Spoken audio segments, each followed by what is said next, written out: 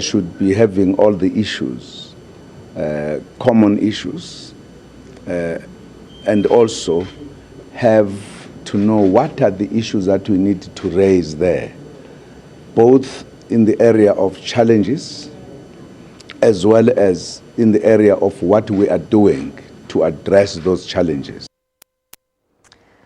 Well, staying with us to discuss things further, we're joined by business anchor Francis Hurd, who will be joining the throngs at the World Economic Forum in Davos from next week. Francis, good to have you with us this afternoon. So it's always seen as an elite gathering that doesn't do much to help the poor, but it goes on every year. Explain the purpose of Davos. So the history is interesting, Natasha, because this was started as a business meeting bringing together Europeans and American business people. It has become much bigger, so we have heads of states from around the world, and often this is used, it's becoming increasingly important for what happens on the sidelines. So sometimes when you have world conflicts and presidents who won't be seen at an official meeting together can actually meet on the sidelines of Davos. And South Africa has such an interesting history with Davos because President Nelson Mandela and F.W. de Klerk in 1992 had their first meeting outside of South Africa, public meeting, greeted the world before we became a democracy. And at that meeting, Nelson Mandela in fact changed his mind. It's this anecdote. He told journalists that after he met business people, he realized that maybe he was wrong to think that we should nationalize the mines and banks. We then went on a very different economic path under Trevor Manuel, under Mandela and Thabo Mbeki. And South Africa is actually thinking now, did we do the right thing then? Did we make the right decisions? Maybe some, the EFF questioning those decisions. So it's crucial, the timing, and yes, like you say, it's a small 1 mile radius, the most jets flying in the world. This is the 1%.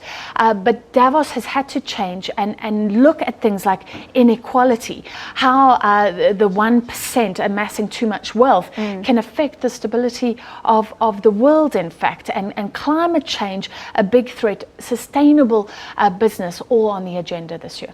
So then outline the importance of this meeting for South Africa, especially in terms of our brand. Yeah, so it's so crucial, especially now because we're in this turbulent period.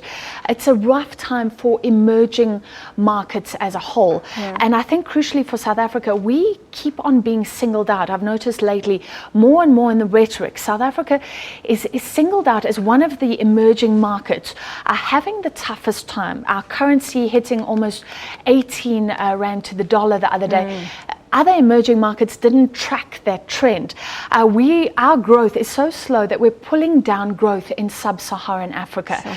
So this is really important for us to go and say that we're on the right track, we're making the right decisions given this turmoil for emerging markets. And I must say that China is most significant because everybody's looking, China is still growing at these incredible rates, but the rate of growth has been declining.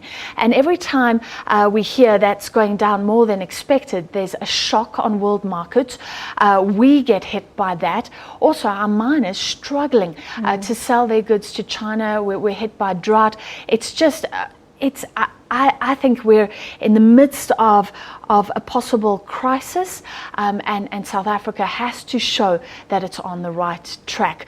Earlier, we spoke to Kingsley Makubela, the CEO of Brand South Africa, and I said to him, and other journalists were saying, we can't just go and say South Africa is open for business. That's what we're always saying. I asked him, we keep this positive, upbeat outlook all the time, regardless. Yeah, exactly. And some investors, specifically overseas investors, are actually saying the rhetoric right now doesn't match the reality. So what they want from South Africa is a recognition, at least, that there is a problem. And Kingsley Makubela was agreeing we can't just say South Africa is open for business. I asked him for some practical examples, and he said that was what the meeting was looking at. Let's hear what he had to say, the CEO of Brand South Africa. We are having a few messages that we are refining in terms of what we are doing in the energy sector, in the infrastructure sector, what we are doing in the education sector as government. So these are issues that we are hammering out in this meeting, and we hope out of this meeting the private sector also come up with their contribution in terms of these messages that we are taking there. So there are issues that we're taking. The automobile sector is doing very well. Why is it doing very well? Why are we able to attract so much investment in this? So that's part of the brainstorming that is going on here. Okay, so Kingsley Makubela there, the CEO of Brand SA. So do we have to do more given this market turmoil and our economic woes? We definitely do. And to be honest, I was a bit worried about the length of this meeting. It was interesting to go in this morning, and some commentators are concerned that there's a rift, a growing rift even, between business and government. So it was so nice to walk into this room and see CEOs, chairs of our leading companies with all the major economically concerned ministers, I would say, and the president as well. But Jacob Zuma had to leave early. I would say he stepped out after 30 minutes to 45 minutes. So if they were coming up with a really strong message, maybe he'll be briefed later. Yeah. But even the timing of the meeting, 2 hours, 40 people, I don't think everyone had a chance to really thrash out the issues. Yeah. That's just my observation, and I don't think we've been saying enough. President Jacob Zuma talking about the National Development Plan. That is such a big document that you can always say an aspect of it is being implemented. Many people are saying we need a few small, clear goals that the country can rally behind. We've been hearing too often policy uncertainty, Cabinet admitting this week that we need more to be more decisive, but investors are still waiting for decisions, for example, on how much share government will take in new petroleum and oil projects. That's something still on the president's desk.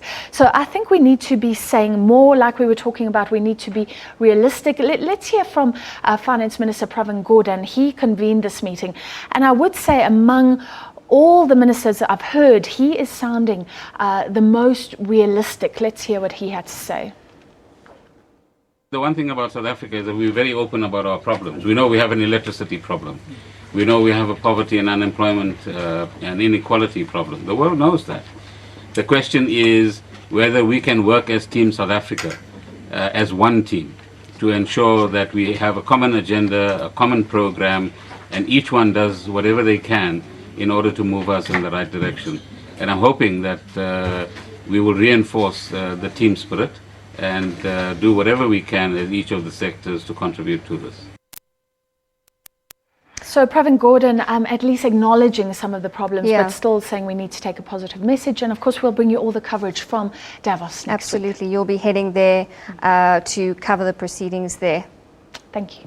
Thank you, Francis. Francis Hurd, our business anchor, bringing us up to speed with what's expected to come out of Davos and the role that Davos plays for South Africa.